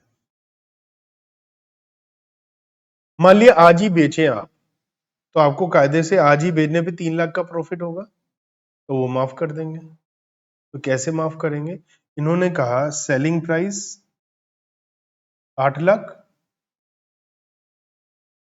मैं अभी इंडेक्सेशन वगैरह की बात नहीं कर रहा हूं, मान लिया हम नॉर्मल करें, कॉस्ट ऑफ एक्विजिशन कितना है, तो 6 लाख का टैक्स। लेकिन ये कहेगा ये तो गलत है, क्योंकि आज इसका प्राइस 5 लाख है, मैं आज बेचूं तो मेरे पे आज तक की वैल्यू पे तो कोई टैक्स नहीं लगना चाहिए।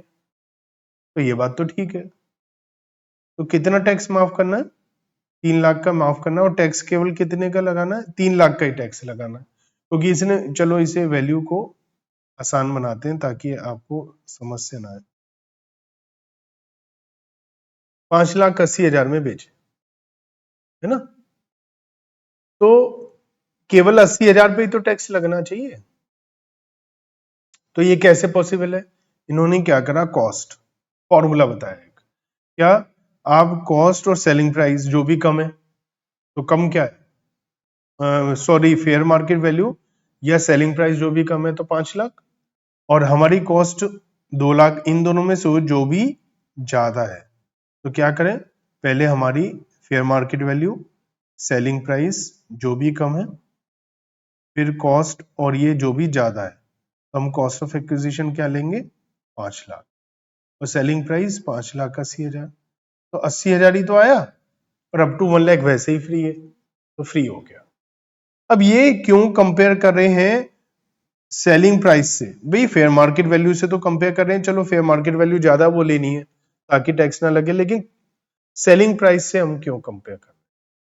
अब मान लिया आपने आज नहीं बेचा इसे, और आपने इसे 1-2 साल बाद बेचा, 1-2 साल बाद इसका सेलिंग प्राइस 4.7 लाख हो गया, तो गवर्नमेंट कहेगी हमने कहा था 5 लाख तक पे टैक्स नहीं लगाएंगे, अब कम में बेच रहे हो तो भैया उतना हम माफ कर देंगे आपको, लॉस थोड़ी ना मानेंगे आपका। तो इन्होंने कहा इन दोनों में से जो भी कम हो 4.7 लाख, फिर इन दोनों में से जो भी ज्यादा हो 4.7 लाख, तो 4.7 लाख में बेचा, 4 लाख कॉस्ट, और नील आ जाएगा। अब मतलब ये नहीं कर सकता आप कहो जी 4.7 लाख में हमने बेचा और 5 लाख तक आपने बोला था, हमें तो लॉस दिखाओ 30,000 का, वो कहेंगे नहीं, क्योंकि आप तो जब भी बेचोगे हम आपसे कह रहे हैं कि हम आप पे टैक्स नहीं लगाएंगे 5 लाख तक, ये थोड़ी ना आप लॉस दिखाने लगो। तो ये इंपॉर्टेंट बात है, और एक और इंपॉर्टेंट बात क्या ध्यान रखनी है, ये तभी है सेक्शन 112 ए, जब आपने अपने शेयर्स को कब खरीदा, 31 जनवरी 18 से पहले का खरीदा, इसके बाद में खरीदा है, फिर आप नॉर्मल कैपिटल गेन लगाइए, 1 लाख रुपए तक का माफ हो जाएगा, है ना। मतलब अब उसके बाद में थोड़ी ना हम ये करेंगे ऐसे, उसमें तो नॉर्मल आप इंडेक्सेशन वगैरह करेंगे।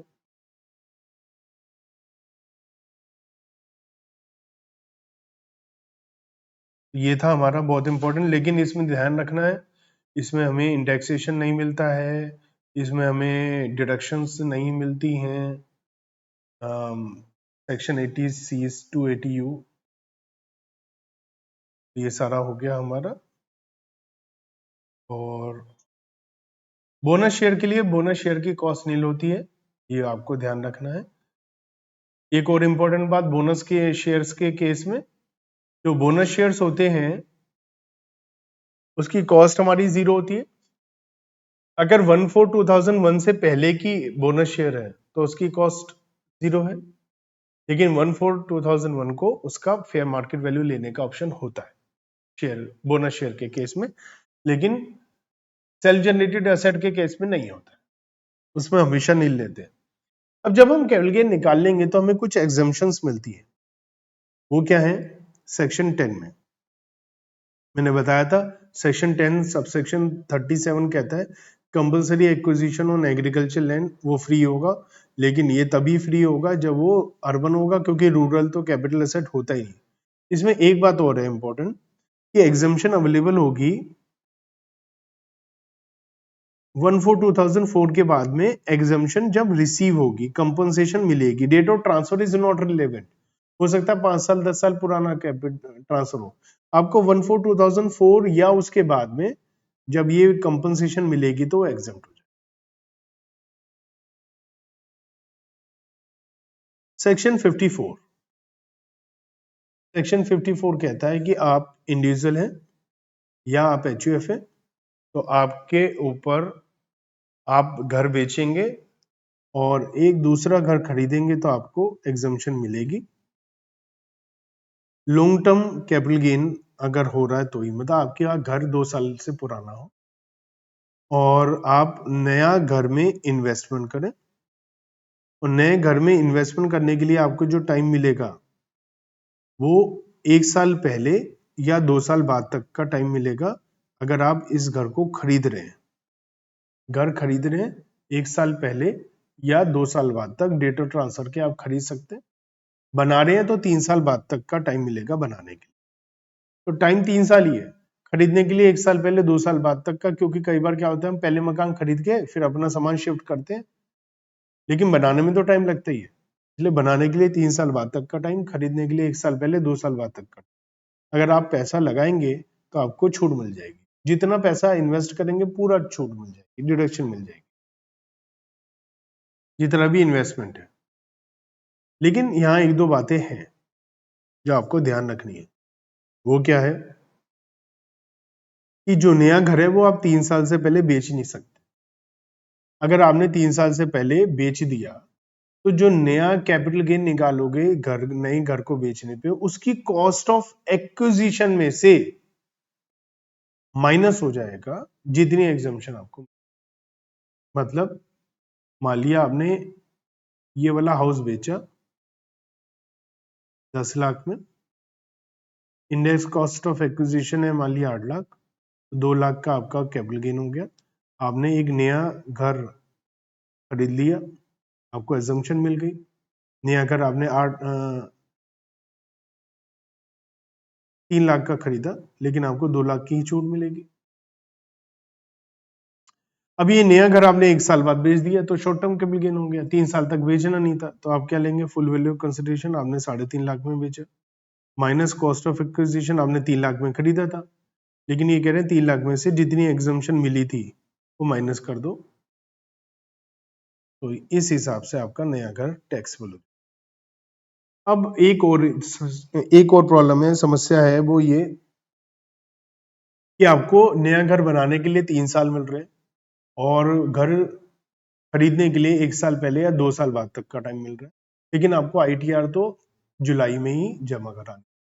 अब जब आईटीआर साल खत्म होने के 3 महीने 4 महीने में जमा करानी है, तो उस सिचुएशन में आप कहेंगे, हर कोई जिसने नया घर नहीं खरीदना है, नहीं बनाना है, वो भी झूठ बोलकर बोलेगा कि मैंने नया घर बनाना है, 3 साल का टाइम मिलेगा मुझे, उसके बाद देखेंगे। तो गवर्नमेंट ने कहा एक कैपिटल गेन अकाउंट स्कीम है, इस कैपिटल गेन अकाउंट स्कीम में आप पैसा जमा करा दो, क्योंकि आप घर बेच चुके हो, पैसा मिल चुका है, जितना भी आप नए घर के लिए खर्च करना चाहते हैं वो सारा पैसा कैपिटल गेन अकाउंट स्कीम में जमा करा दीजिए। हम मान लेंगे कि आपने नया घर बना लिया है, खरीद लिया, तो आपको छूट दे देंगे, it will be count as a investment. हम नया घर खरीद रहे हो, कैपिटल गेन अकाउंट स्कीम में पैसा जमा करा रहे हो, सबको इन्वेस्टमेंट माना जाएगा, डिडक्शन मिल जाएगी, but this amount should be use for new house construction और परचेज ऑफ हाउस। अब यहाँ दो बातें ध्यान रखने की। अगर आपने 3 साल तक पैसे का इस्तेमाल नहीं करा तो 3 साल के बाद टैक्सेबल हो जाएगा, और बीच में अगर आपने किसी और पर्पस के लिए पैसा इस्तेमाल किया तो भी टैक्सेबल। इस बात का आपको ध्यान रखना। नया घर आप जो खरीद सकते हैं वो एक घर नया खरीद सकते हैं, लेकिन आपको लाइफ में 2 घर खरीदने का भी ऑप्शन है अगर आपका कैपिटल गेन 2 करोड़ से ज्यादा नहीं है। कैपिटल गेन 2 करोड़ से ज्यादा नहीं है तो आप 2 घर भी खरीद सकते बजाय एक। लेकिन ये एसएससी को लाइफ में एक ही बार मौका मिले, ये मौका केवल लाइफ में एक बार मिलेगा। अगर आपने एक बार मौका अपना लिया फिर आपको लाइफ में दोबारा ये मौका नहीं मिलेगा।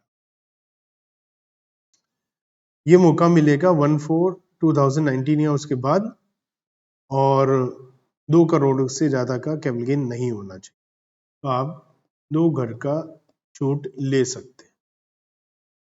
54 के बाद हमारे पास आता है 54B। अब 54B क्या कहता है? 54B कहता है कि अगर एग्रीकल्चर पर्पस के लिए कोई घर कोई लैंड यूज करते हैं आप एग्रीकल्चर पर्पस के लिए, जिस पर असेसी या उसके पेरेंट्स ने 2 साल तक कम से कम खेती का काम किया हो, तो ऐसी सिचुएशन में इंडिविजुअल एचयूएफ के लिए कैपिटल गेन एग्जम्प्ट हो सकता है। यहाँ पर भी यही बात है, एग्रीकल्चर अर्बन होगा, रूरल तो कैपिटल एसेट ही नहीं होता, तो ये अर्बन की बात है। यहाँ शॉर्ट टर्म लॉन्ग टर्म कोई भी कैपिटल गेन हो सकता है, वहां 54 में केवल लॉन्ग टर्म था, यहाँ शॉर्ट टर्म लॉन्ग टर्म दोनों हो सकता है। और इन्वेस्टमेंट करने के लिए यहाँ 2 साल का टाइम मिलेगा आपको, और बाकी सारी कंडीशन सेम है, कैपिटल गेन अकाउंट स्कीम वगैरह सब कुछ सेम है। 54D कंपलसरी एक्विजिशन हुआ है लैंड एंड बिल्डिंग का, ये सभी एसएससी पर है। जहां 54 और 54B इंडिविजुअल एचयूएफ के लिए था, ये सबके लिए है। यहाँ पर इंडस्ट्रियल अंडरटेकिंग की लैंड एंड बिल्डिंग होनी चाहिए, और यहाँ पर एसएससी कम से कम 2 साल से उस पर काम कर रहा हो, और गवर्नमेंट ने कंपलसरी एक्वायर कर दिया हो। शॉर्ट टर्म लॉन्ग टर्म कोई भी कैपिटल गेन हो सकता है। यहाँ पर 3 साल के लिए आपको टाइम मिलेगा, कंपनसेशन मिलने के बाद 3 साल के लिए टाइम मिलेगा नई लैंड एंड बिल्डिंग को खरीदने के लिए। यहाँ पर बाकी condition capital gain account scheme और एसेट को ना ट्रांसफर करने के लिए सारी कंडीशन सेम है। सेक्शन 54EC, यहाँ पर क्या है कि आप गवर्नमेंट की 4 सिक्योरिटीज हैं, वहां पर आप पैसा जमा करा सकते हैं और आपको छूट मिलेगी 50 लाख तक की। सभी एसएससी को अजम्पशन मिलेगी, अजम्पशन तभी मिलेगी जब लैंड और बिल्डिंग और बहुत बेचे हों और लॉन्ग टर्म हो, और इन्वेस्टमेंट करने के लिए आपको 6 महीने का टाइम मिलेगा। और एनएचएआई के bond, rural electrification corporation NECL, RECL के, पावर कॉर्पोरेशन के, या इंडियन रेलवे के, ये 4 बॉन्ड हैं, वो आप खरीद सकते हैं। 50 लाख तक की छूट मिल सकती है ज्यादा से ज्यादा, और नए बॉन्ड को 5 लाख तक आपने कन्वर्ट नहीं करना है, रुपीज में लोन नहीं लेना है, कन्वर्ट नहीं करना है, नहीं तो वो टैक्सेबल हो जाएगा। और इंपॉर्टेंट बात, यहाँ capital gain account scheme available नहीं है, क्योंकि 6 महीने का टाइम है। 54F 90% 54 जैसा, 10% डिफरेंस है एग्जम्पशन। जहां पर एग्जम्पशन 54 में मिलती थी, मान लिया मैं आपको एग्जांपल के थ्रू बताता हूँ, 54 में मान लिया सेलिंग प्राइस है 50 lakh, index cost of acquisition है 40 लाख, और लॉन्ग टर्म कैपिटल गेन है आपका 10 लाख। 54 में आपको नया घर 10 लाख का खरीदना है, तो आपको 10 लाख की छूट मिल जाएगी। लेकिन यही 54F है, तो अगर आपको लॉन्ग टर्म कैपिटल गेन इसी सिचुएशन में 10 लाख हो रहा है, तो आपने अगर यहाँ पर पूरी 10 लाख की छूट लेनी है तो आपको 50 लाख इन्वेस्ट करना पड़ेगा। मतलब आपको जो छूट मिलेगी, amount invested into long term capital gain divide by net sales consideration. तो आपने मान लिया यहाँ पर 12 लाख रुपए की 8 लाख रुपए का मकान खरीदा, तो 8 लाख की छूट मिल जाएगी। यहाँ 8 लाख का खरीदा, तो यहाँ तो केवल इतनी ही डिडक्शन मिली। तो यहाँ पूरी 10 लाख की डिडक्शन लेने के लिए पूरा 50 लाख आपको इन्वेस्ट करना। इंपॉर्टेंट बात, आपके पास इस नए घर और एक पुराना घर हो सकता है, उससे ज्यादा आपके पास घर ना हो। बाकी सब सेम है, कैपिटल गेन अकाउंट स्कीम वगैरह सारा कुछ 54 की तरह है, टाइम लिमिट भी 54 की तरह, सब कुछ 54 की तरह है। टैक्स रेट अगर आपका 111A में टैक्स रेट कम है, शॉर्ट टर्म कैपिटल गेन अगर आपने सिक्योरिटी ट्रांजैक्शन टैक्स दिया है और रिकॉग्नाइज स्टॉक एक्सचेंज में अगर आपने शेयर्स बेचे हैं, शॉर्ट टर्म 15% का टैक्स रेट है, लेकिन इनमें डिडक्शन नहीं मिलती आपको, ये याद रखना। 111A हो गया सभी एसएसए, 112 होता है 20%, विद इंडेक्सेशन 10%, विदाउट इंडेक्सेशन, जहां इंडेक्सेशन नहीं है 10%, जहां इंडेक्सेशन है 20%। लिस्टेड सिक्योरिटी जो डिबेंचर्स वगैरह है वहां पर 10% होता है विदाउट इंडेक्सेशन, और आप चाहें तो इंडेक्सेशन करके 20% टैक्स लगा सकते हैं, जो आपके लिए ज्यादा फायदे का सौदा हो, आप चेक कर सकते हैं टैक्स लगाते हुए। लॉन्ग टर्म कैपिटल गेन पे 20% है, लेकिन डिडक्शन आपको नहीं मिलती है। 87A की रिबेट मिलती है, लेकिन 112A में 1 लाख रुपए तक के शेयर फ्री है और 1 लाख के ऊपर 10% है। लेकिन यहाँ क्या ध्यान रखना है कि यहाँ पर आपको डिडक्शन तो मिलती नहीं है, 87A की रिबेट भी नहीं मिलती है, इस बात का आपको ध्यान रखना। और ये सब हम डेफिशिएंसी वगैरह असेसमेंट में देख लेंगे। तो ये था हमारा पूरा कैपिटल गेन का चैप्टर, काफी बड़ा चैप्टर है और काफी बढ़िया भी है और टेक्निकल भी काफी है। आप इसको अच्छे से कंप्लीट करिए ताकि इसका जो है ये अच्छे से आ जाएगा आपको, तो एग्जाम में मेरे ख्याल से कम 5